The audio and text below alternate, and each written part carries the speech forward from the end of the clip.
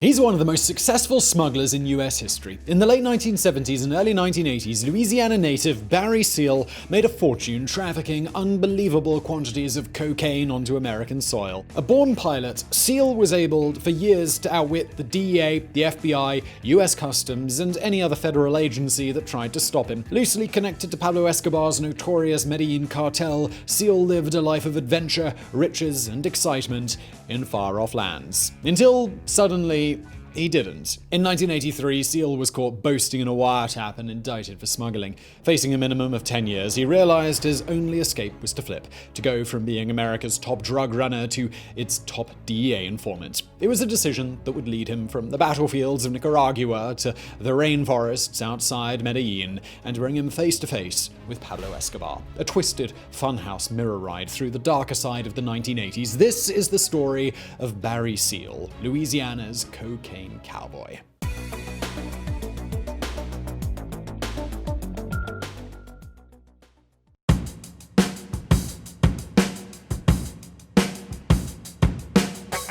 It was a sultry day in Baton Rouge when Adler Berryman Seal, known all his life as Barry Seal, was born on the 16th of July 1939. And that is one of the last uncontested facts you're going to hear during this entire story. Thanks to his penchant for aliases, possible connections with the CIA, and love of spinning tall tales, it's surprisingly hard to get a definitive account of Barry Seal's life. We found sources that contend he was nothing but a glorified conman, others that insist he was a long-term CIA asset, and yet others that implicate him in everything from the Bay of Pigs to the JFK assassination. In other words, we've had to do a lot of picking and choosing with this one, trying to tease a narrative out of a true mess of sources. While we've hopefully got something approaching the truth, please do keep one crucial fact in mind.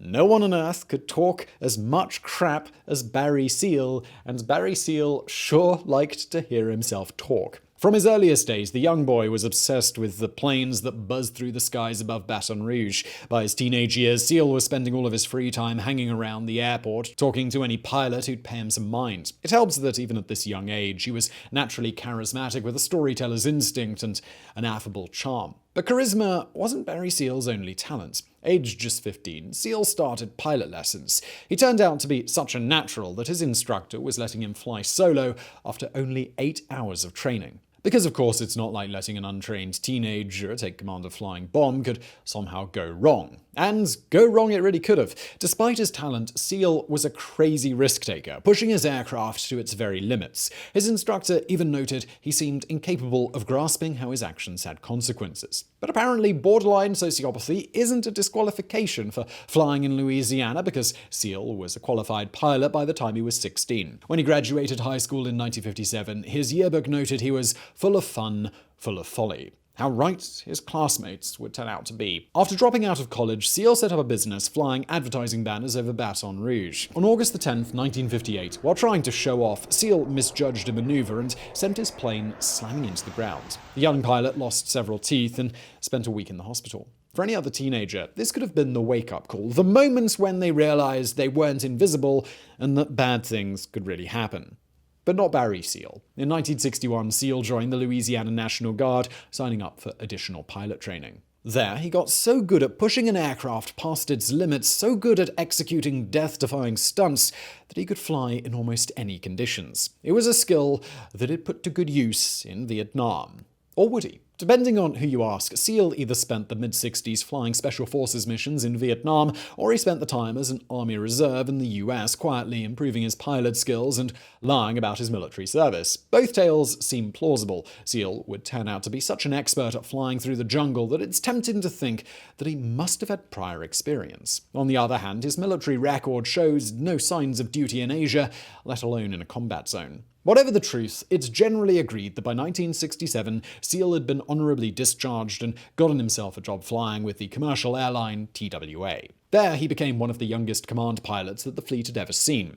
But his initial excitement soon wore off. Flying commercial, you were forbidden from doing the stunts that Seal loved so much. For an adrenaline junkie, being a professional pilot was like you or I professionally watching paint dry. No, Seal needed excitement in his life, some outlet to stave off the boredom. Luckily, adventure was just around the corner.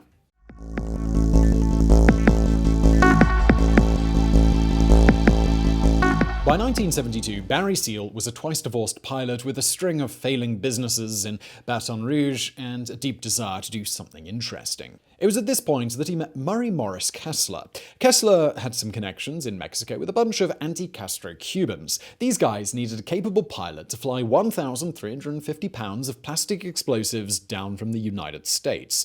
And, well, they were willing to pay big. Here it was, the excitement Seal had been craving. The danger. What else was this overweight, understimulated schlub from Louisiana going to do with such an offer? Of course he said yes. And that's how, on July 1st, 1972, Barry Seal came to be sat in a hotel room with 7 other accomplices when US Customs agents broke down the door and arrested the lot of them. Kessler's Cubans? They'd just been a front for a federal sting operation. And now the government was gonna throw the goddamn book at Barry Seal. In the summer of 1974, the case went to trial. By now, Seal had been fired from his job at TWA, who'd heard all about his aborted Mexican adventure. He'd lost most of his savings on legal fees, and on top of that, it now looked like he was going to go to prison. The only reason he didn't was thanks to a miracle. Years later, Seal would boast his CIA buddies stepped in and quashed the trial on grounds of national security. But the reality is that Seal almost certainly had no connections with the agency at this point, and it's not like the trial never happened. The case played out in public court for 5 days. No, what really saved Seal wasn't friends in high places, but good old-fashioned government incompetence. During the trial, the prosecution brandished an assault rifle before the jury, claiming that it belonged to Seal. The defense pointed out that this was prejudicing the jury. The judge declared a mistrial, and Seal walked free. It was the single luckiest break Barry Seal would get in his entire life. Had the government's prosecution team not been so dumb, there'd be no story for this video at all. That same year, Seal married Deborah Ann Dubois, with whom he eventually had 3 children. But while it was great to be not just a married man, but a free married man, Seal was still in a bad place. TWA wouldn't take him back, thanks to the smuggling trial. He'd been blacklisted with the other airlines too. He was a broke, unemployable, fantastically talented pilot with nothing to do. But that was going to soon change. As 1975 dawned, demand for talented, unscrupulous American pilots south of the border was about to explode. It was the beginning of the era of cocaine, and it would transform Barry Seal's life.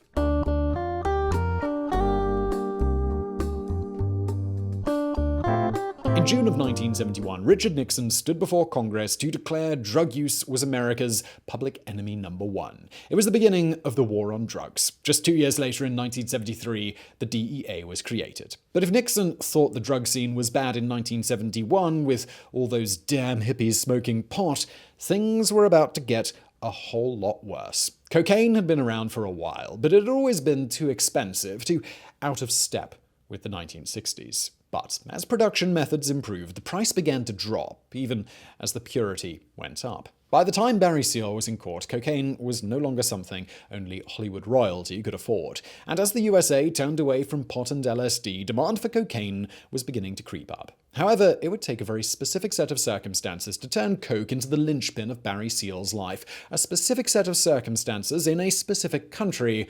Colombia. From the outside, Colombia in the early 1970s looked relatively stable, with a growing economy and little violence. But this outward appearance masked a deeply fractured society. All power was concentrated in the hands of a tiny elite. Since 1957, the country's 2 major parties, the Liberals and Conservatives, had been in a power-sharing agreement that locked everyone else out of politics. The reason for this had been something called La Violencia, a decade-long undeclared civil war between 2 parties that had killed 200,000 people. But while the 1957 agreement had ended the war, the fighting had still left the nation deeply traumatized. La Violencia had been marked by extreme brutality. Police were publicly decapitated and their heads used as soccer balls, to give just a single chilling example. Pablo Escobar had grown up among this, spending his first decade in a world of gruesome lynchings and state-sanctioned murder. He also lived with the aftermath, with the economy bottomed out in the early 1960s and many of the poorest turning to crime to survive. Yet even this potent mix of traumatized, desperately poor people locked out of political power might not have exploded had it not been for sheer bad luck. Just as cocaine was starting to bring in serious money, the traditional Mexican gangs that supplied the states had been driven underground by a government crackdown. Down in Colombia, where blow was actually produced, criminals saw a chance to fill the void. The first warning sign of things to come came in November 1975 when Colombian police seized 600 kilograms of cocaine. In retaliation, drug gangs gruesomely murdered 40 people in an event known as the Medellin Massacre. But the real turning point came in 1977. That year, the wealthy Ochoa brothers approached Pablo Escobar, now a local drug kingpin, about uniting all the gangs in Medellin under a single umbrella group, one that would control every stage of cocaine, from production to trafficking to distribution. It was the beginnings of the Medellin Cartel, soon to become so powerful and so dangerous it made the Sinaloa Cartel look like a bunch of prancing Girl Scouts. But the Medellin Cartel would soon become something else too: Barry Seal's employer.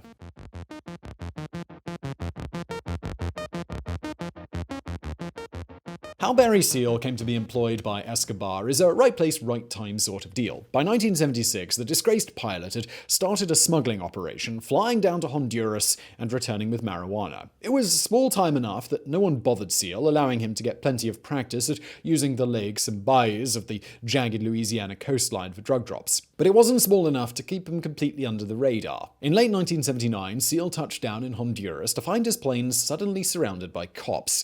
It was only thanks to dumb luck that he wasn't flying any pot that day, although police did find an illegal rifle. Thanks to that rifle, Barry spent the next 7 months in a Honduran jail. Incredibly, this would actually turn out to be his lucky break. On the flight home in July of 1980, Seal found himself sat next to Roger Reeves. A professional drug smuggler with connections inside the Medellin cartel, Reeves was at the forefront of this new era of cocaine. He told Seal how the cartel was investigating an island and light aircraft, how small planes would soon become the lifeblood of smuggling. If Seal just happened to know any talented pilots of such aircraft, well, that pilot might be able to make themselves a lot of money. It was an offer that Seal couldn't refuse. Before long, Barry Seal was smuggling cocaine for the Medellin cartel, and it was everything that Reeves had promised. Seal's income exploded overnight. By 1983, he would have made over $25 million. The thing is, he was worth it. Even in the early 1980s, you couldn't just fly into US airspace from South America and not expect to receive the deepest cavity search in customs history. To slip in undetected, you had to fly so low over the Gulf of Mexico that you were almost touching the water. But even then, you might still get picked up by radar, so you had to fly slow and make sure you came in near where the offshore oil fields were, so any bored air traffic controller who glimpsed you on his screen would assume you were just a helicopter returning from a rig. Finally, you had to drop your shipment without getting caught. By now, Barry Seal knew the swampy, tangled coastline of Louisiana better than anyone. He would fly in at night with his lights off, using night vision goggles to find his way. Using a walkie-talkie and GPS tracker, he'd radio his men exactly where to find the product. Then he'd drop it into the dark bayou below and fly away into the night sky. Shortly after, a boat would haul the cocaine out of the swamp, where it would be loaded onto cars and driven to Miami. It was a complicated setup, but Seal pulled it off. None of his men were ever caught in the act. For the DEA, still used to a world where smuggling meant shoving blow-ups a mule's arse and hoping for the best, Seal's advanced tactics left them dizzy. This was smuggling as an art form, designed to impress Seal's employers in Medellin. Not that Seal had ever met the guys paying his salary. All of Seal's contacts with the cartel had been through intermediaries. Pablo Escobar had never seen a picture of him, never heard his real name, only his alias El Gordo, or the Fat Man. It would be this crucial missing piece of information that would both spare Barry Seal a lifetime in prison and sign his death sentence.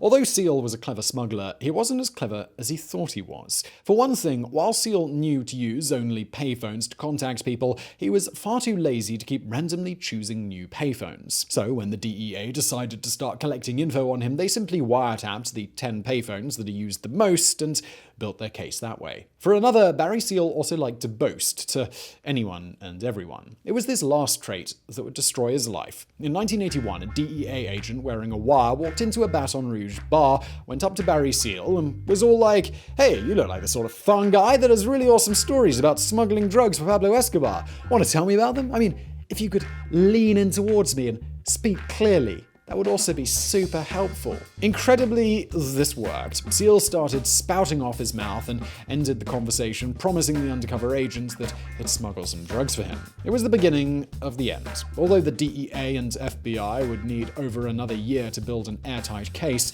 that one conversation was the start of Barry Seal's downfall. The boot finally dropped in March of 1983. That month, Seal was indicted for cocaine smuggling. The following year, March 1984, the trial began, a 10-year sentence hovering over his head. That's a long decade of boredom, of being stuck behind bars, away from flying, away from the life that Seal loved so much. Panicked, Seal promised to turn informant to give the DEA whatever they wanted. Oh, we like to think the DEA agents chuckled. And what can you give us? And Seal's answer was Pablo Escobar.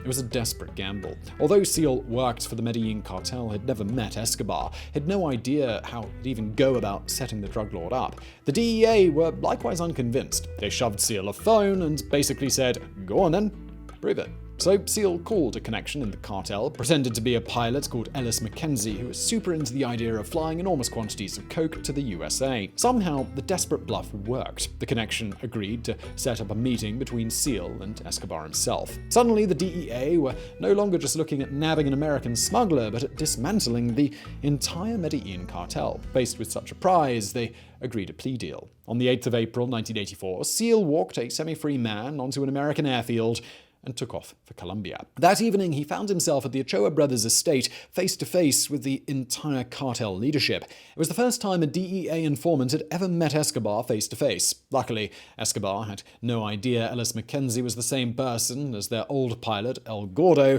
who had been nabbed by the Americans. The drug lord outlined his plans to Ellis. He would fly 15,000 kilograms of cocaine to America in preparation for selling at the 1984 Olympics. To load up, he wouldn't come to Colombia, but to a military base in Nicaragua, which the Sandinista regime was renting out to Escobar. This all sounded fine to Seal, who must have been desperate just to get the meeting concluded and get out of there. But if it all sounded fine to him, it was going to sound way more than just fine to the CIA. When word got to the agency about Barry Seal's adventure, things were going to get crazier than ever.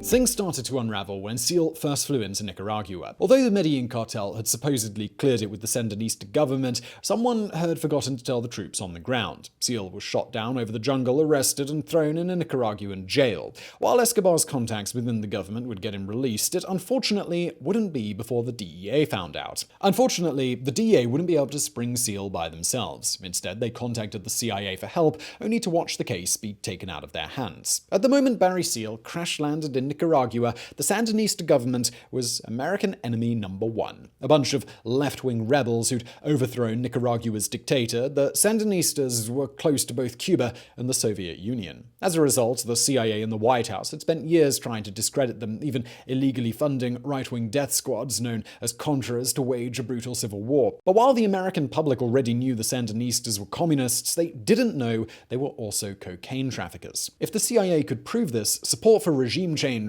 would surely grow. The upshot was that once Barry Seal arrived back in the United States, it was to find his mission had changed. No longer was he going to just act as a DEA mole in the Medellin cartel, he was going to have to use secret cameras to photograph the massive drug deal. Seal begged them not to make him do this. He knew the Medellin cartel. He knew what they would do to him if they suspected he was an informant. If he was lucky, they might shoot him. If he was unlucky, they'd slowly torture him to death and leave his mutilated body hanging from a tree. But the CIA were determined either Seal take these photos or go straight to prison. On June the 26th, 1984, Barry Seal boarded a plane equipped with 2 hidden cameras and flew back to Nicaragua. It was likely the longest day of his entire life. When Seal landed in the airfields, he was immediately surrounded by armed soldiers. Then one of the secret cameras malfunctioned and started making loud noises, meaning Seal had to find an excuse to gun the engines to cover the sound. But the most heart-stopping moment was likely when a vehicle pulled up next to the plane, and out stepped Pablo Escobar. For whatever reason, the drug lord himself had come to not just watch the loading, but personally help throw duffel bags of cocaine into the hangar. It was Barry Seal's death sentence. Oh, sure, he would physically live a while longer, long enough to fly his plane back to the US, but the moment Escobar was caught on camera, sack of cocaine in hand, Seal was as dead as a man who unknowingly has terminal cancer. When the CIA saw Seal's photos, they were ecstatic. So ecstatic, they promptly leaked them to the press, blowing Seal's cover. By mid-July 1984, the Medellin cartel placed $1 million bounty on Seal's head. This would be bad enough if Seal were able to go into hiding, but he still needed to make his court date. On January 24, 1986, Seal went on trial in Baton Rouge for smuggling cocaine. While his plea deal meant his maximum sentence was fairly low, the judge still decided to go all out. Seal was sentenced to 6 months community service in a Salvation Army center. He would be forbidden from carrying a gun, forbidden from protecting himself from the wrath of Escobar. And then the judge did something so utterly stupid, it's tempting to think that it was deliberate. There, in open court, the judge read out the address of the center Barry Seal would spend 6 months in. It doesn't take a genius to figure out what happened next. A couple of weeks later, a gang of Colombian hitmen crossed into the United States and headed up to Louisiana. On February 19, 1986, Barry Seal pulled his car into its parking bay outside the Salvation Army Center. Before he could open the door, 2 hitmen calmly walked over and aimed their submachine guns. At long last, Barry Seal's legendary luck had run out. Seal was dead even before the men finished firing. Although the authorities would catch his assassins, the game was still over. Down south, Pablo Escobar would evade justice for another 7 years, bringing Colombia to its knees before finally getting gunned down himself on a Medellin rooftop. In Nicaragua, the CIA's attempts to destabilize the Sandinistas failed. The party remained in power until 1990 before returning to government in 2006. At the time of writing, they're still Nicaragua's leading political party. As for the war on drugs, well, it relocated. Colombia today is relatively peaceful, but you only have to look at Mexico to see drug violence is still very much with us. But what of Barry Seal? Well, even now he remains a fascinating figure, an amoral adventurer with a near suicidal disregard for his own safety. But he's also interesting for another reason. For 2 or 3 short years, Seal stood at the very center of the war on drugs, the point where smuggling, politics, poverty, desperation, and underhand CIA tactics all met. His actions had consequences that stretched all the way up to the Reagan White House, that echoed through Bogota's corridors of power for years to come. Certainly not bad for a fat kid from Baton Rouge. Barry Seal may have been a loudmouth, a show-off, and a convicted drug smuggler, but he was also a man willing to pay almost any price for an interesting life. It's fitting then that, in the end, the price he paid was the ultimate one. So I really hope you found that video interesting. If you did, please do hit that thumbs up button below. Don't forget to subscribe. Brand new videos just like this several times a week. And thank you for watching.